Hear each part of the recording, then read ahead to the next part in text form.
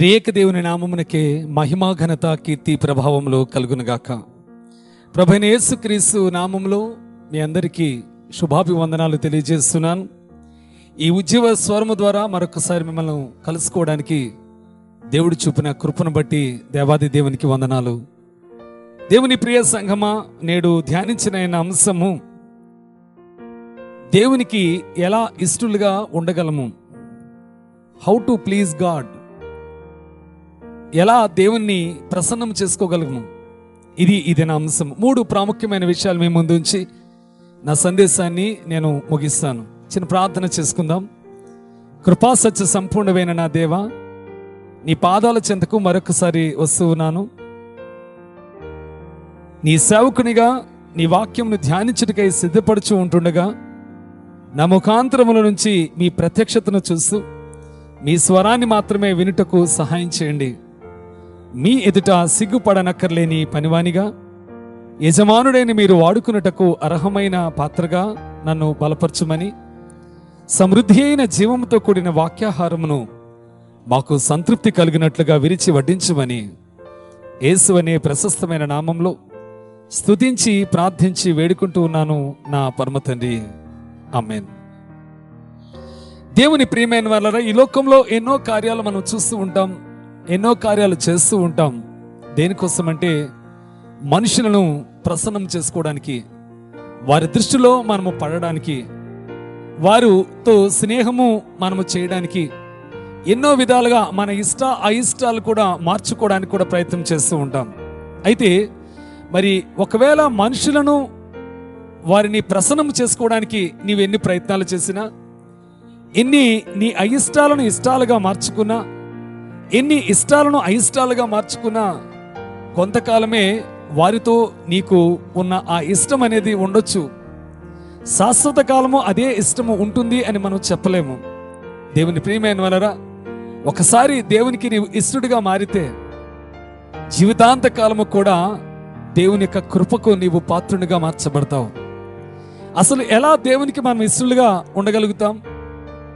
దేవుని హృదయాన్ని మనం తెలుసుకుంటేనే కదా, ఆయన ఇష్టాలను మనం తెలుసుకుంటేనే కదా, ఆయనకు హేయమైన అసహ్యమైన కార్యాలేంటో మనం తెలుసుకుంటేనే కదా ఏమి చేయాలి ఏమి చేయకూడదు అనే విషయం మనకు అర్థమవుతుంది.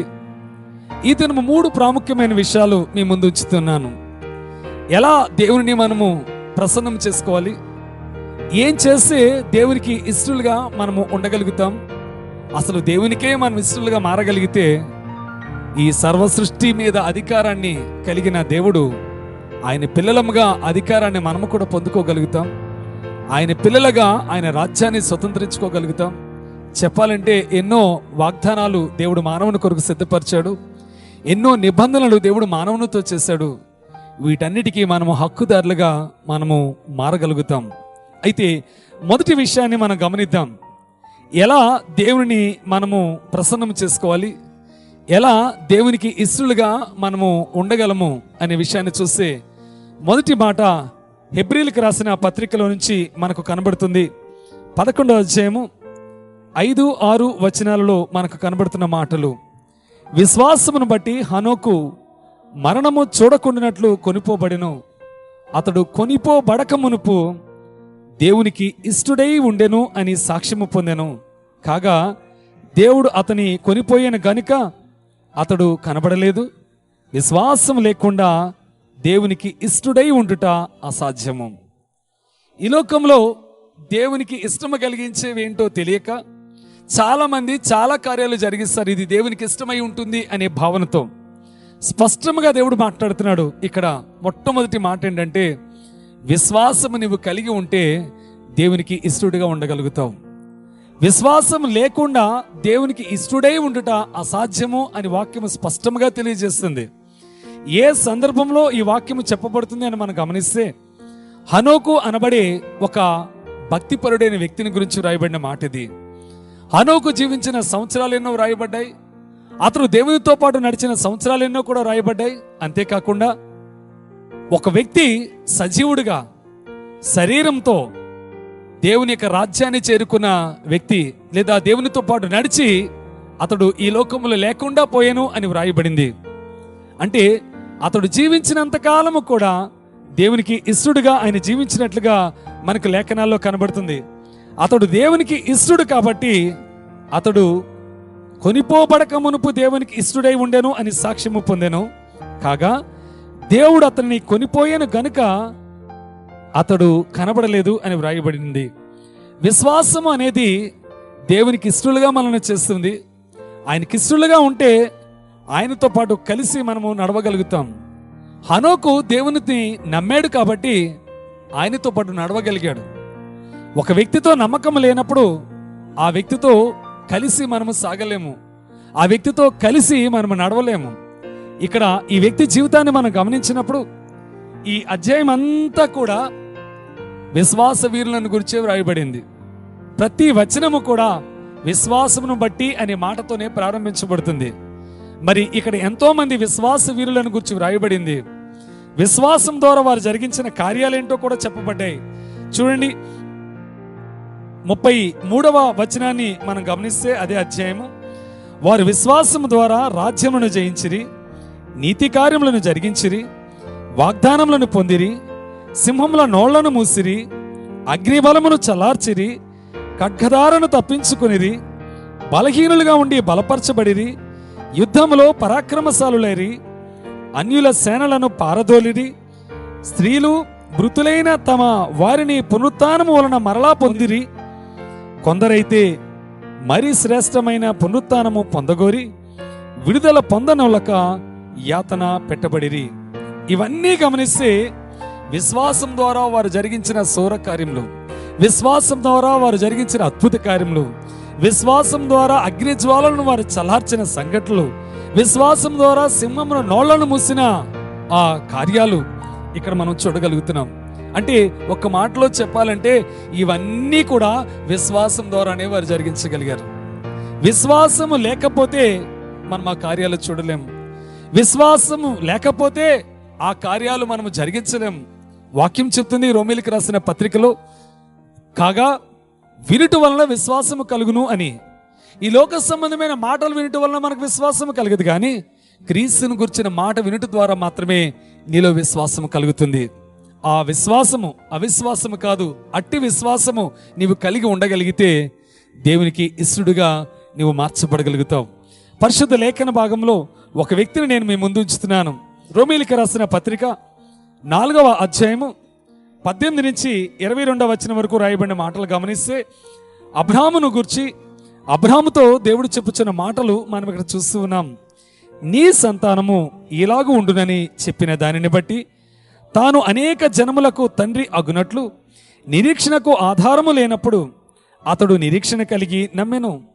మరియు అతడు విశ్వాసం నందు బలహీనుడు కాక రమారమి 100 ఏండ్ల వయస్సు గలవాడై ఉండి అప్పటికి తన శరీరము మృతతుల్యమైనట్టును శారా గర్భమును మృతతుల్యమైనట్టును ఆలోచించెను గాని అవిశ్వాసం వలన దేవుని వాగ్దానమును గురించి సందేహింపక దేవుని మహిమపరిచి ఆయన వాగ్దానము చేసిన దాన్ని నెరవేర్చుటకు సమర్థుడని రూఢిగా విశ్వసించి విశ్వాసం వలన బలము పొందెను, అందుచేత అది అతనికి నీతిగా ఎంచబడిను అని వ్రాయబడి ఉంది.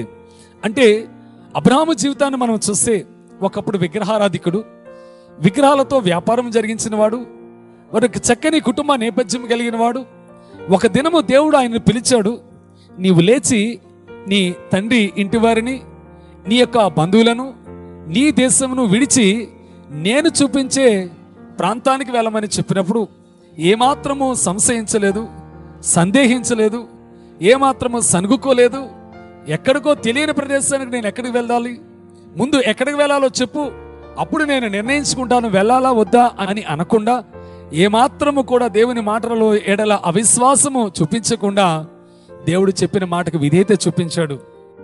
తద్వారా అబ్రాము ఎలా ఆశీర్వదించబడ్డాడో, అబ్రాము అబ్రహాముగా ఎలా రూపాంతరపరచబడ్డాడో, అబ్రహాము ద్వారా దేవుడు ఎన్నెన్ని కార్యాలు జరిగించాడో మనకు తెలిసినదే.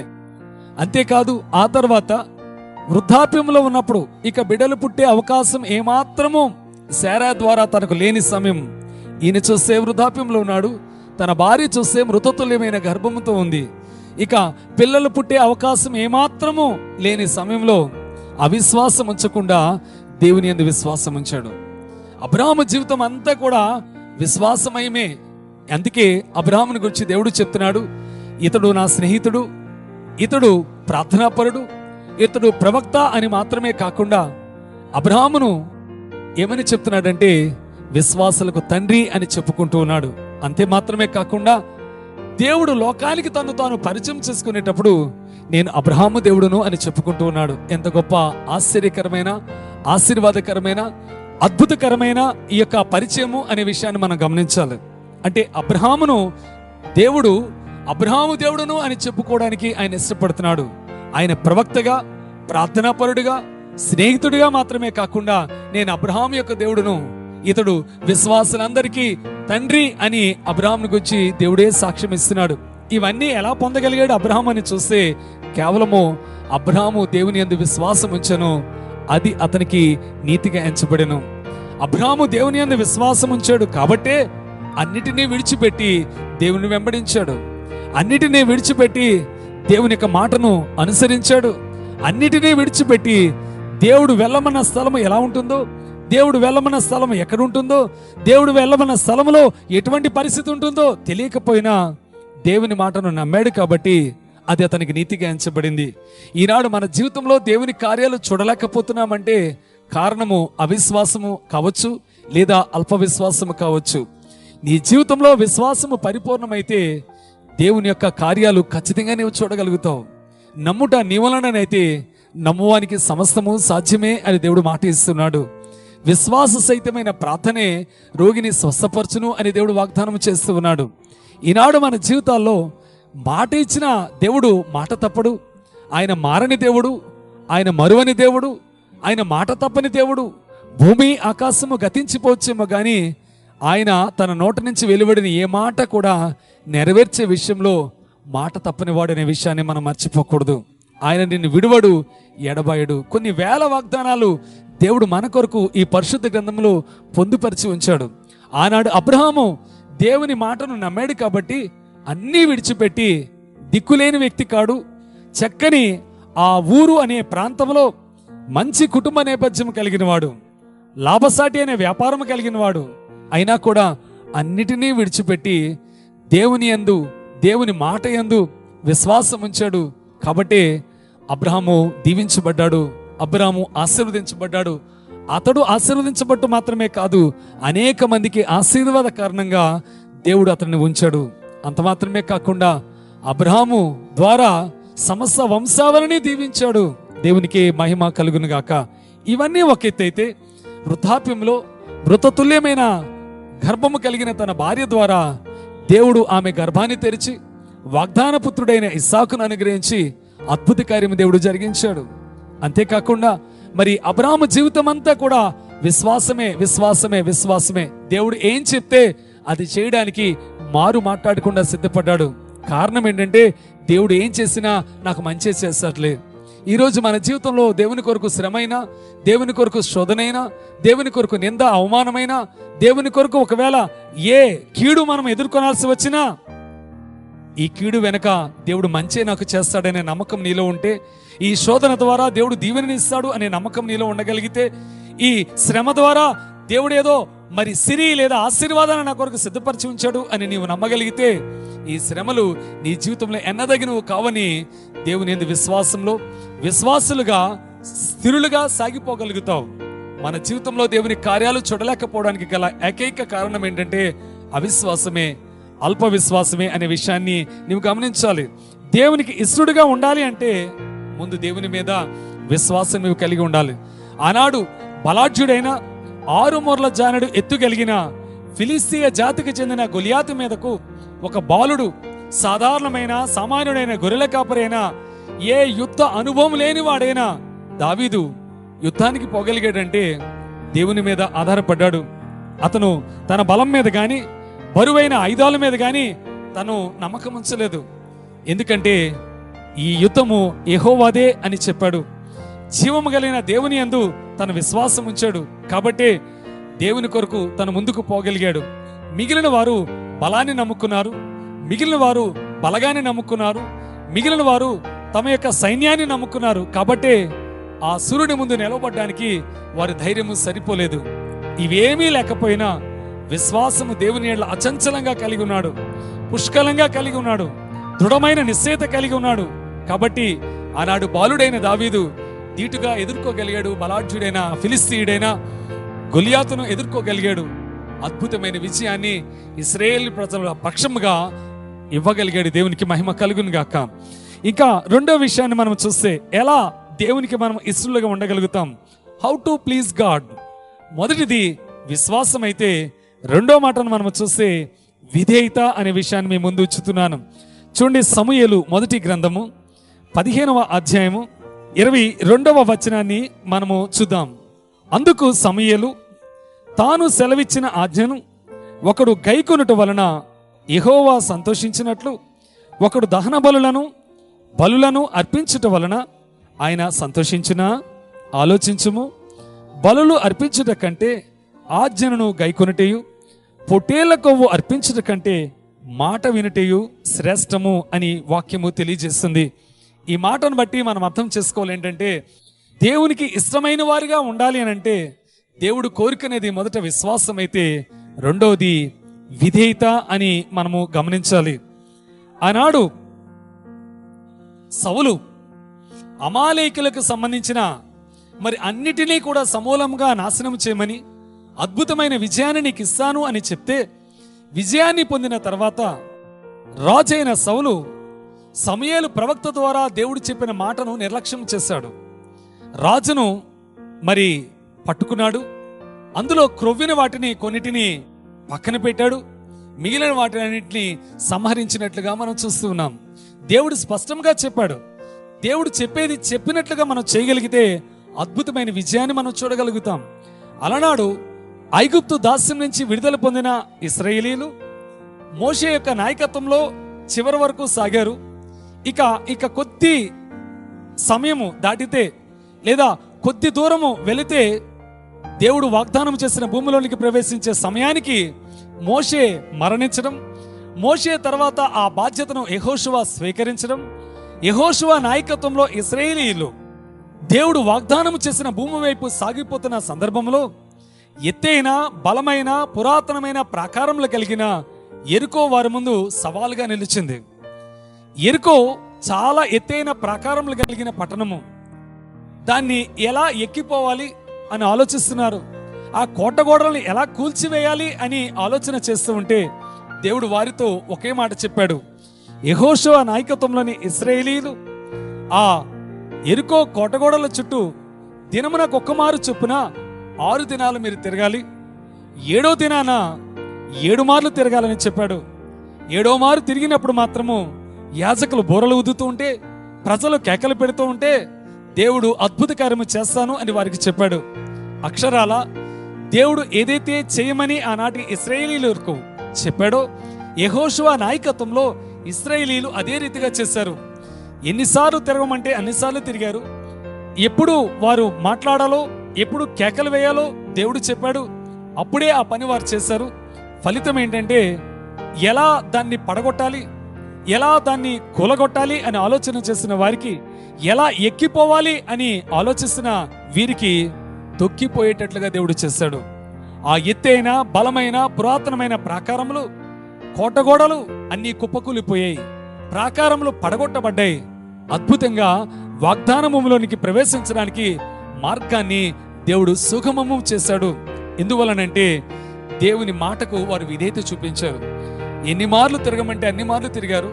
ఎప్పుడు మాట్లాడమంటే అప్పుడు మాట్లాడారు. ఎప్పుడు మౌనముగా ఉండమంటే అప్పుడు మౌనముగా ఉన్నారు.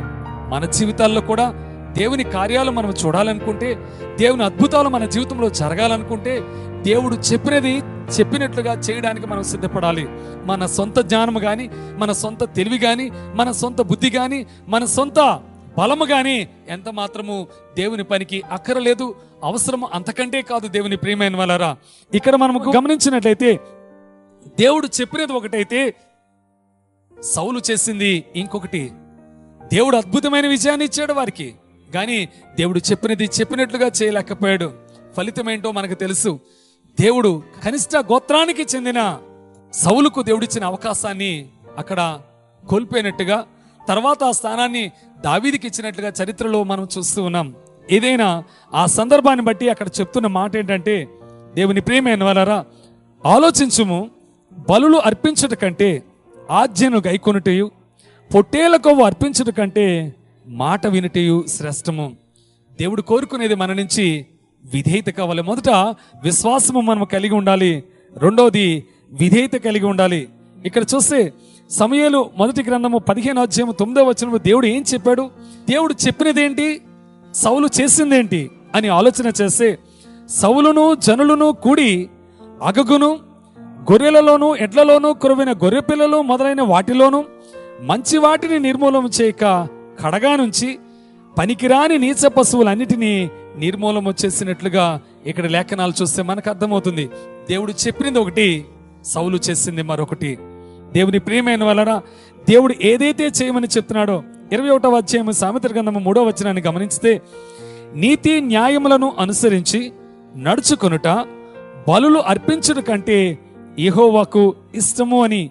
అంతేకాదు ఇర్మియా గ్రంథము 7వ అధ్యాయము 22-23 వచనాల్లో చూస్తే, నేను ఐగుప్తు దేశంలో నుండి మీ పితరులను రప్పించిన దినమున దహన బలులను గూర్చి గాని నేను వారితో చెప్పలేదు, అట్టి వాటిని గూర్చి నేను ఏ ఆజ్ఞయు ఇయ్యలేదు. ఈ ఆజ్ఞను మాత్రమే నేను వానికిచ్చి తిని, ఏదనగా నా మాటలు మీరు అంగీకరించిన ఎడల నేను మీకు దేవుడనై యుందును, మీరు నాకు జనులై యుందురు, మీకు క్షేమము కలిగినట్లు నేను మీకు ఆజ్ఞాపించుచున్న మార్గమంతటి యందు మీరు నడుచుకునుడి. బలులను దేవుడు కోరుకోవడం లేదు, దహన బలులను దేవుడు అడగడం లేదు. కేవలము దేవుని మాట వింటే చాలు. దేవుని వాక్యం ఏదైతే మనకు బోధిస్తుందో అది దైవజనుల ద్వారా కావచ్చు, కళల ద్వారా కావచ్చు, దర్శనముల ద్వారా కావచ్చు, నీవు ప్రార్థన చేసుకుంటున్నప్పుడు కావచ్చు, దేవుడు స్వరమెత్తి ఏదైతే నీకు బోధిస్తున్నాడో ఆ మాటలు వినడానికి నువ్వు ఇష్టపడితే, వినిన వాటిని వినినట్లుగా నీవు చేయడానికి సిద్ధపడితే, విధేయత చూపించగలిగితే దేవునికి ఇష్టడుగా నీవు ఉండగలుగుతావు. దేవుని యొక్క కార్యాలు నీవు నీ జీవితంలో నీవు చూడగలుగుతావు.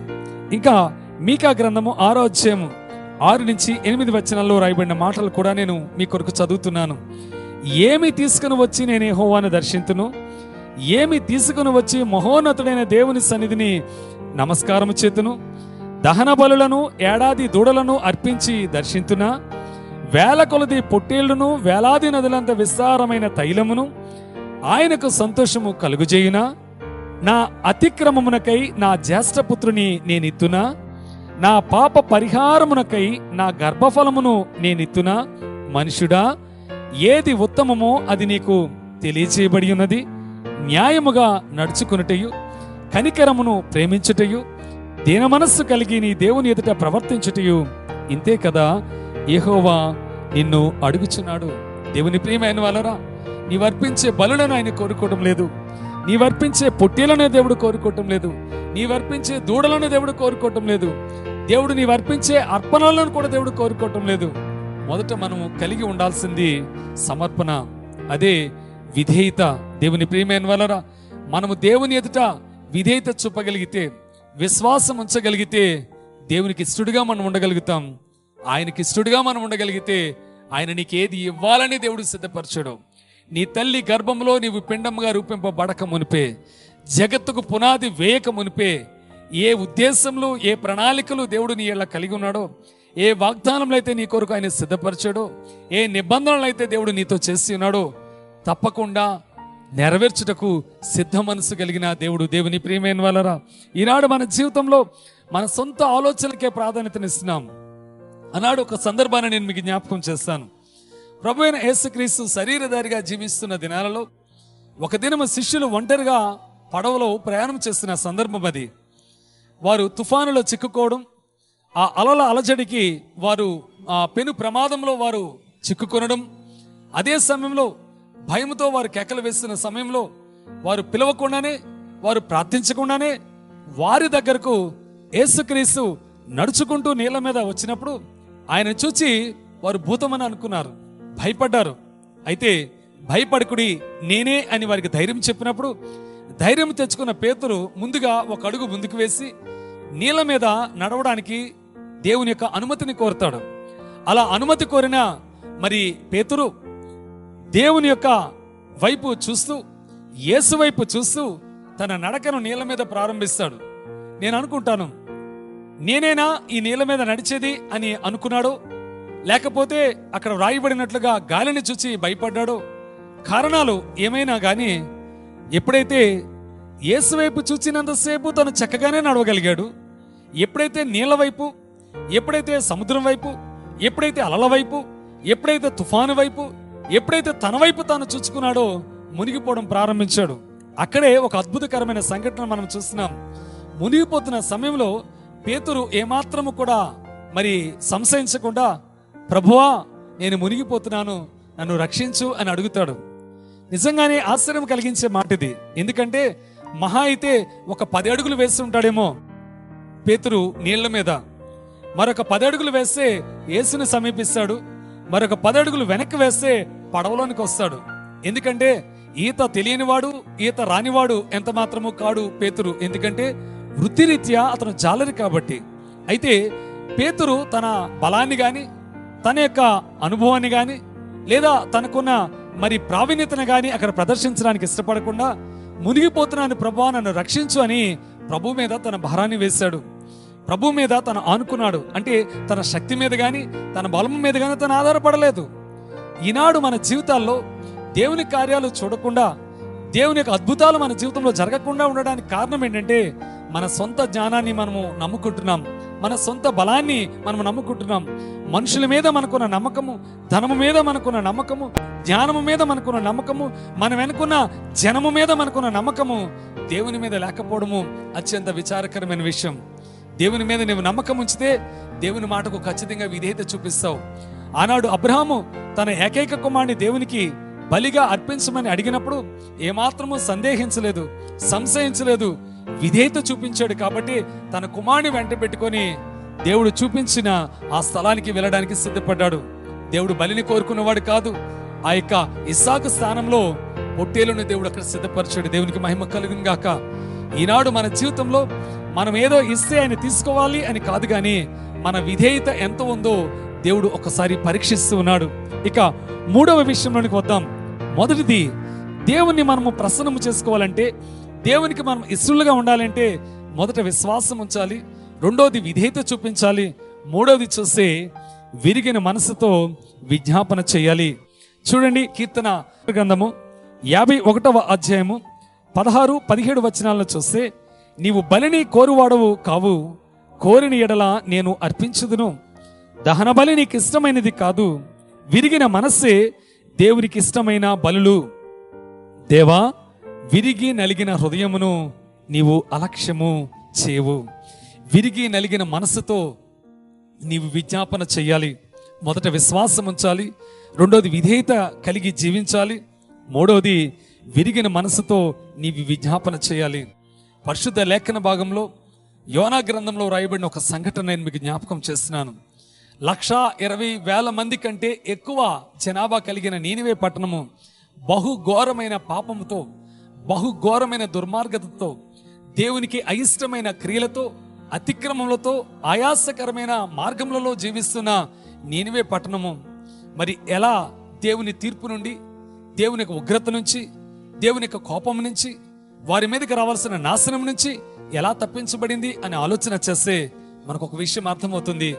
రాజు మొదలుకొని పనివారి వరకు గొనెబట్ట కట్టుకొని ఉపవాసం ఉండి బూడిదలో కూర్చొని పశ్చాత్తాపంతో వారి పాపంలో ఒప్పుకొని విరిగి నలిగిన హృదయముతో వారు చేసిన విజ్ఞాపనే వారి మీదకి రావాల్సిన శాపాన్ని కొట్టివేసింది. దేవుని ప్రియమైన వారరా, ఈ లోకంలో మనం జీవిస్తున్నాం. ఏదో ఒక లోకమాలిన్యం అంటకుండా మనదు. పాపంలోనే పుట్టిన వారము, పాపంలోనే పెరుగుతున్న వారము, పాపముతో ప్రతిక్షణము మమేకమవుతున్న వారము, అనుక్షణము పాపపు ఆలోచనలు మనల్ని ఎలుబడి చేస్తున్న పరిస్థితిలో జీవిస్తున్న వారము. అయితే ప్రభు పాదాలు పట్టుకొని పరిశుద్ధుడైన ప్రభు యొక్క పిల్లలుగా మనం ఉండాలి అంటే, కోల్పోయిన రూపాన్ని మనం తిరిగి పొందుకోవాలంటే, ప్రభు యొక్క ప్రసన్నతను మనము మరలా తిరిగి సంపాదించుకోవాలంటే విరిగి నలిగిన హృదయంతో మనము విజ్ఞాపన చేయాలి. ఈ కీర్తన మరి రాసిన సందర్భం చూస్తే, దావీదు బత్సెబా అనే స్త్రీతో పాపము చేసి మరి దేవుని యొక్క కోపానికి, దేవుని యొక్క ఉగ్రతకు గురి కావలసిన సమయంలో ప్రవక్త అయిన నాతాను చేత హెచ్చరించబడినప్పుడు, ప్రవక్త అయిన నాతానును చంపకుండా నాతాను ద్వారా దేవుడు చెప్పిన మాటకు విధేయత చూపించి కన్నీరు మున్నీరుగా విలపిస్తూ పశ్చాత్తాపంతో నీ కృపా బాహుల్యం చొప్పున నన్ను కరుణించమని, కనికరించమని, నేను పాపంలోనే పుట్టినవాడినని, నా అతిక్రమములు నా దోషములు నాకు తెలిసే ఉన్నవి, అవి నీ ఎదుటే ఉన్నవని ఒప్పుకుంటూ నీ సన్నిధికి నన్ను దూరం చేయొద్దు, నీ ఆత్మను నాలోంచి తీసివేయద్దు అని దేవుని సన్నిధిలో పశ్చాత్తాపంతో ప్రార్థన చేస్తున్న సందర్భంలో రాయబడిన మాట ఇది.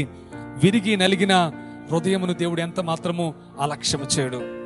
కాబట్టి దావీదు దేవునికి ఇష్టానుసారుడని, దావీదు దేవునికి హృదయానుసారుడని దేవుని చేత సాక్ష్యము పొందగలిగాడు.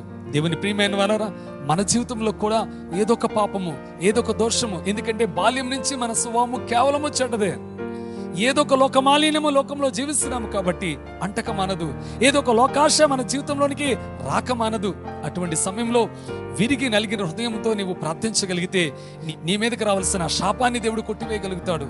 నీ మీదకి రావాల్సిన దేవుని ఉగ్రత నుంచి, దేవుని యొక్క తీర్పు నుంచి నీవు తప్పించబడగలుగుతావు. దేవునికి మహిమ కలుగును గాక. అంతేకాదు, క్రొత్త నిబంధన గ్రంథంలో ఒక వ్యక్తి చేసిన ప్రార్థన గురించి ప్రభు ప్రస్తావిస్తున్నాడు. ఆ వ్యక్తి సుంకరి చేసిన ప్రార్థన గురించి మనం ఆలోచన చేస్తే, తన పాపములను ఒప్పుకుంటూ దేవాలయమును సమీపించడానికి కూడా ధైర్యం చాలక దూరముగా నిలవబడి రొమ్ము కొట్టుకుంటూ విజ్ఞాపన చేశాడు, ప్రార్థన చేశాడు. దానికి ముందు పరిసేయుడు చేసిన ప్రార్థన సుంకరి ప్రార్థన ముందు తేలిపోయింది. ఇతని ప్రార్థన నీతిమంతుని ప్రార్థనగా తీర్చబడింది. నీతిమంతుడిగా ఆ వ్యక్తిని దేవుని ఎదుట నిలబెట్టగలిగింది. కారణం ఏంటంటే విరిగి నలిగిన హృదయంతో అతడు చేసిన ప్రార్థనే. దేవుని ప్రియమైన వారరా, దినానికి ఎన్ని గంటలు నీవు ప్రార్థన చేస్తున్నావు అనేది కాదు, ఎన్ని మార్లు దినానికి నువ్వు ప్రార్థిస్తున్నావు అనేది కూడా కారణము కానే కాదు. ఎంత విరిగి నలిగిన హృదయంతో నీవు ప్రార్థిస్తున్నావు, అది దేవునికి ఎంత ఇష్టమైన రీతిగా, ఇంపైన సువాసనగా, దేవుడు ఆఘ్రానించే విధంగా ఉన్నదనే విషయాన్ని నువ్వు గమనించాలి. దినానికి ఎన్ని మార్లు ప్రార్థించావని కాదు, దినానికి ఎన్ని గంటలు ప్రార్థించావనేది కాదు, నువ్వు ఎలా ప్రార్థించావనేదే ముఖ్యము. దేవుని ప్రియ సంఘమా, గమనించండి. యెషయా గ్రంథము 57వ అధ్యాయము 15వ వచనంలో మనం గమనిస్తే దేవుని యొక్క నివాసము ఎక్కడ ఉంటుంది అనే విషయాన్ని ఇక్కడ ప్రవక్త అయిన యెషయా తెలియజేస్తున్నాడు. మహాగణుడును, మహోన్నతుడును, పరిశుద్ధుడును, నిత్య నివాసి అయినవాడు ఇలాగూ సెలవిచ్చుచున్నాడు. నేను మహోన్నతమైన పరిశుద్ధ స్థలములో నివసించువాడను అయినను, వినయము గలవారి ప్రాణమును ఉజ్జింపచేయుటకును, నలిగిన వారి ప్రాణమును ఉజ్జింపచేయుటకును, వినయము గలవారి యొద్దను, దీన మనస్సు గలవారి యొద్దను నేను నివసించుచున్నాను అని దేవుడు తెలియజేస్తున్నాడు. ఆయన నివసించే స్థలాలు రెండే రెండు. ఒకటి మహోన్నతమైన, అతి పరిశుద్ధమైన, అత్యున్నతమైన స్థలములో ఆయన నివసిస్తూ ఉంటే, రెండో స్థలము చూస్తే ఎక్కడైతే విరిగి నలిగిన హృదయాలు ఉంటాయో, ఎక్కడైతే తగ్గింపు దీన మనస్సు ఉంటుందో వారి మధ్య దేవుడు నివాసం చేస్తానంటున్నాడు. ఎందుకంటే వారిని ఉజ్జీవింపచేయుటకు, వారిని బలపరచుటకు, వారిని ఆదరించుటకు, వారిని దీవించుటకు, వారిని ఆశీర్వదించుటకు. ఈ సందేశాన్ని వింటున్న ప్రియ సంఘమా, ప్రియ సహవాసమా, ఎక్కడ ఏ స్థితిలో నీవు ఉన్నావో, మరి ఎటువంటి పరిస్థితిని ఎదుర్కొంటున్నావో, ఎటువంటి దుఃఖకరమైన పరిస్థితిలో నీవు ఉంటున్నావో, ఎటువంటి పాపంలో నీవు పొరలాడుతున్నావో, ఈ దినము దేవుడు మరలా ఆయనకిష్టులైన వారిగా నిన్ను చేర్చుకోవాలని ఈ సందేశం ద్వారా దేవుడు నీతో మాట్లాడుతున్నాడు. దేవునికి ఇష్టడుగా ఉండాలని, దేవునికి ఇష్టడుగా ఉండాలని నీవు ఆశపడుతున్నట్లయితే విశ్వాసము మరలా దేవుని మీద నిలిపి ఉంచు, విధేయత కలిగి జీవించు, విరిగి నలిగిన హృదయంతో నీవు ప్రార్థించు. తప్పక దేవుడు తనకిష్టులైన వ్యక్తులుగా నిన్ను మార్చుకుంటాడు. అంతేకాదు, మరి దేవుని సంతోష పెడితే ఈ లోకంలో ఎవరిని మనము సంతోష పెట్టడానికి ప్రయత్నించినా కొద్ది కాలం తర్వాత వారికి మనం దూరం అవుతాం, ఇది వాస్తవం. కానీ దేవుని సంతోష పెట్టడానికి ప్రయత్నిస్తే దేవునికి నీవు మరింత దగ్గర అవుతావు, దేవుని కృపకు నీవు పాత్రుడు అవుతావు, దేవుని నిత్యరాజ్యంలో నీవు స్థానాన్ని సంతరించుకోగలుగుతావు. దేవుడు మన వినికిడిలో ఈ మాటలు దీవించి ఆశీర్వదించును గాక. ప్రార్థన చేద్దాం. పరిశుద్ధులైన నా దేవా, ప్రేమ కలిగిన నా తండ్రి, ఈ దిన సందేశం ద్వారా మీకు ఇష్టలుగా ఎలా ఉండాలో మాకు నేర్పించారు, వివరించారు, బోధించారు. విశ్వాసము కలిగి, విధేయత కలిగి, విరిగి నలిగిన ప్రార్థనా జీవితాన్ని కలిగి, మీకు ఇష్టమైన జీవితాన్ని కలిగి జీవించడానికి మీరు సహాయం చేయండి. విత్తబడిన ఏ ఒక్క మాట నిష్ఫలము కాకుండా మా హృదయమైన నేలలో నిలిచి ఫలించలాగిన సహాయం చేయండి. మహిమా ఘనత మాత్రము మీరు ఒక్కరే పొందమని యేసు అనే ప్రశస్తమైన నామంలో స్తుతించి ప్రార్థించి వేడుకొని పొందుకొని ఉన్నాము మా పరమ తండ్రి. ఆమేన్. పరమ తండ్రి అయిన దేవుని యొక్క ప్రేమ, ప్రభును రక్షకుడైన యేసుక్రీస్తు యొక్క కృప, పరిశుద్ధాత్మ దేవుని యొక్క అన్యోన్య సహవాసము, ఆదరణ, సమాధానము ఇప్పుడు ఎల్లప్పుడు సదా మనకు తోడే ఉండి ఆయనకిష్టులుగా జీవించుటకు మనలను సిద్ధపరచును గాక. ఆమేన్. God bless you.